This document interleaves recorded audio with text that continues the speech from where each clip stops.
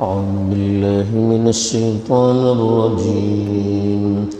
بسم الله الرحمن الرحيم. وإن امرأة خافت من بعدها نشوزا أو إعراضا فلا جناح عليهما أن يصلحا بينهما صلحا والصلح خير وأحضرت الأنفس الشح وإن تحسنوا وتتقوا فإن الله كان بما تعملون خبيرا. ولن تستطيعوا أن تعدلوا بين النساء ولو حرصتم فلا تميلوا كل الميل فتذروها كالمعلقة وإن تصلحوا وتتقوا فإن الله كان غفورا رحيما. وإن يتفرقا يغن الله كلا من سعته وكان الله واسعا حكيما. الحمد لله والصلاة والسلام على رسول الله أما بعد. کل جو آیت تلاوت کی گئی تھی اس آیت میں عورتوں سے متعلق سوال کیا گیا تھا. اب جو آیات تلاوت کی گئی ہیں ان آیات میں وہ جواب ہے جو پچھلی آیت میں سوال کے انداز میں پوشیدہ رکھا گیا تھا. یہاں پر اللہ تعالیٰ نے تین باتیں بیان کی ہیں. پہلی بات تو یہ ہے کہ زمانے جاہلیت میں کئی بیویاں رکھنے کا رواج تھا اور ان میں عدل و انصاف کی اسی طرح کی پابندی نہیں ہوتی تھی. کوئی قانون کلیہ نہیں تھا کہ جس سے بیویوں کے درمیان عدل اور انصاف کو قائم رکھا جائے. اسلام نے اس سلسلے میں دو طرح کی پابندیاں رکھی. ایک تو ایک ساتھ زیادہ سے زیادہ 4 بیویوں کو رکھنے کی اجازت دی، اس سے زیادہ کی اجازت نہیں دی. دوسرے اگر ایک سے زائد بیویاں ہوں تو ظاہری جتنے بھی حقوق ہیں، نان نفقے کے حقوق ہیں، رات گزارنے کے حقوق ہیں، اس طرح کے جو حقوق ہیں اس میں برابری کا حکم دیا. اور اگر ایک سے زائد بیویاں رکھنے پر بعض مرتبہ کچھ انبن ہو جاتی ہے یا کبھی ایسا ہوتا ہے کہ ایک بیوی کبھی بوڑھی ہو جاتی ہے یا کسی بیماری میں مبتلا ہو جاتی ہے یا شوہر میں کوئی کمزوری آ جاتی ہے تو پھر ایک دوسرے سے وہ تعلق قائم نہیں رہ پاتا جو ایک بیوی اور شوہر کے درمیان میں رہنا چاہیے. ایسے موقع پر کبھی شوہر کی طرف سے جدائی کی بات ہوتی ہے، کبھی بیوی کی طرف سے جدائی کی بات ہوتی ہے. تو ایسے موقع پر کیا ہونا چاہیے؟ کیا فوراً آپسی تعلق کو توڑنا چاہیے یا مل جل کر رہنے کی کوشش کرنی چاہیے؟ پہلی آیت میں اللہ تعالیٰ نے اسی مسئلے کی طرف اشارہ کرتے ہوئے فرمایا کہ وَإِنِ امْرَأَةٌ خَافَتْ مِنْ بَعْلِهَا نُشُوزًا أَوْ إِعْرَاضًا. اگر کوئی عورت اپنے شوہر کی طرف سے بیر یا اعراض کی کیفیت سے خوف محسوس کرے فَلَا جُنَاحَ عَلَيْهِمَا، تو ان دونوں پر کوئی گناہ نہیں، أَن يُصْلِحَا بَيْنَهُمَا صُلْحًا، کہ وہ آپس میں صلح صفائی سے کام لیں. عورت بدصورت ہے یا بیماری میں ملوث ہو گئی یا ناکارہ ہو گئی یا بوڑھی ہو گئی، اب شوہر کو اس سے کوئی تعلق نہیں رہا، وہ اس سے کسی وجہ سے نفرت کر رہا ہے یا اس کی طرف توجہ نہیں دے رہا ہے، اب وہ چھوڑنا چاہتا ہے کبھی، تو کہا کہ اب دونوں جدا ہونے کے بجائے آپس میں صلح صفائی کریں۔ اگر عورت اس کے ساتھ رہنا چاہتی ہے، شوہر ساتھ نہیں رکھنا چاہتا ہے، تو عورت اپنے کچھ حقوق کو چھوڑ دے اور ان کے ساتھ رہنے کو ترجیح دے۔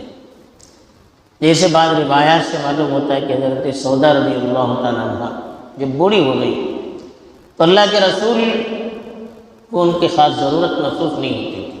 ان کو ڈر ہوا کہ کہیں اللہ کے رسول ان کو چھوڑ نہ دے، بلکہ بعض روایات سے معلوم ہوتا ہے کہ ان کو طلاق دینے کا ارادہ کیا۔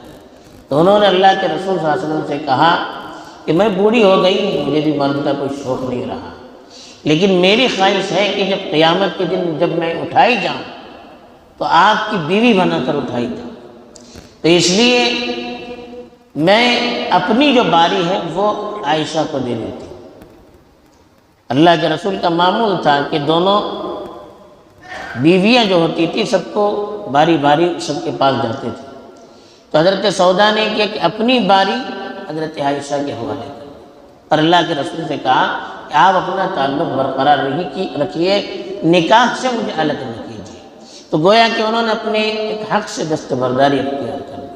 تو اس طرح سے میاں بیوی اگر مل کر رہنا چاہتے ہیں، آپس میں صلح صفائی کے ساتھ اپنے حقوق کے اندر کچھ کمی بیشی کر کے، مرد اس کو قبول کر رہا ہے، عورت اپنے حقوق کو چھوڑ رہی ہے، یا مرد اپنے حقوق کو چھوڑ رہا ہے، عورت اس کو قبول کر رہی ہے، اس طرح سے صلح صفائی کر کے رہنا چاہے تو اللہ نے کہا وَالصُّلْحُ خَيْرٌ، صلح کر کے آپس میں مل کر رہنا یہ بہتر ہے ایک دوسرے سے طلاق یا خلا کے ذریعے سے جدائی اختیار کرنے سے۔ تو ایک دوسرے کی کوشش ہونی چاہیے، اگر بیوی شوہر سے نفرت کرے تو شوہر کوشش کرے کہ اپنے کچھ حقوق چھوڑ دیں اور ان سے مل کر رہنے کی کوشش کرے، اور عورت اس کو قبول کرے۔ اگر عورت کے اندر کمی ہے تو عورت اپنے کچھ حقوق چھوڑ دے اور شوہر کے ساتھ مل کر رہنے کی کوشش کرے اور شوہر اس کو قبول کرے۔ پھر اللہ نے کہا وَأُحْضِرَتِ الْأَنفُسُ الشُّحَّ، شح اصلاً حرص اور بخل کو کہتے ہیں کہ ہر نفس کے اندر شح کو ڈال دیا گیا، یعنی دوسروں کو نفع پہنچانے سے انکار کرنا، اپنے فائدے کی فکر اور دوسروں کو نفع نہ پہنچایا جائے اس کی فکر، یہ انسان کے اندر یہ صفت ڈال دی گئی۔ اللہ نے کہا کہ ہر مرد یہ چاہتا ہے کہ اس کا فائدہ، ہر عورت یہ چاہتی ہے کہ اس کا فائدہ، تو آپ دونوں اپنا اپنا فائدہ سوچیں گے تو پھر مل کر رہنا مشکل ہو جائے گا۔ تو اللہ تعالیٰ نے اشارہ کر دیا کہ یہی صفت ہوتی ہے کہ مرد چاہتا ہے کہ ہر خیر اس کے حق میں آئے، عورت کو اس سے محروم کیا جائے، عورت چاہتی ہے کہ ہر خیر اس کے حق میں آئے، مرد کو اس سے محروم کیا جائے۔ یہی صفت آپس میں ایک دوسرے کو ملنے سے روکتی ہے، ایک دوسرے سے جدائی تک کا کبھی سبب بنتی ہے۔ تو اللہ نے کہا کہ یہ صفت تو دونوں کے اندر ہے، اب کوشش ہونی چاہیے کہ اس صفت کو دبایا جائے اور آپس میں مل جل کر رہنے کی کوشش کی جائے۔